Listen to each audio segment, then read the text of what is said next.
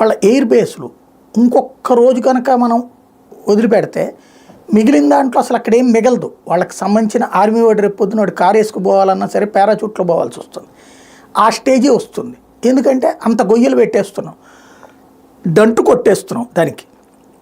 ఇది వాడికి ఓడిపోయానని చెప్పుకోలేడు.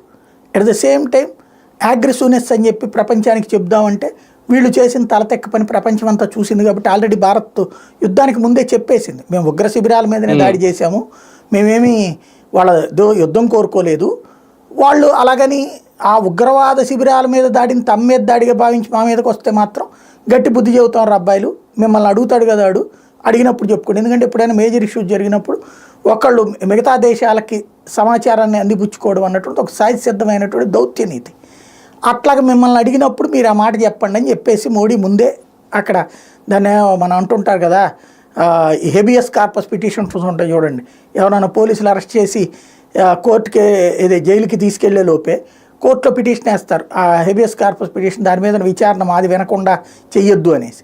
అట్లాగా పాకిస్తాన్ రేపొద్దున మీ దగ్గరకు వస్తే మేము చెప్పిన పాయింట్ మీద అడగండి ఆడిని అని మనం ముందే చెప్పేసాం.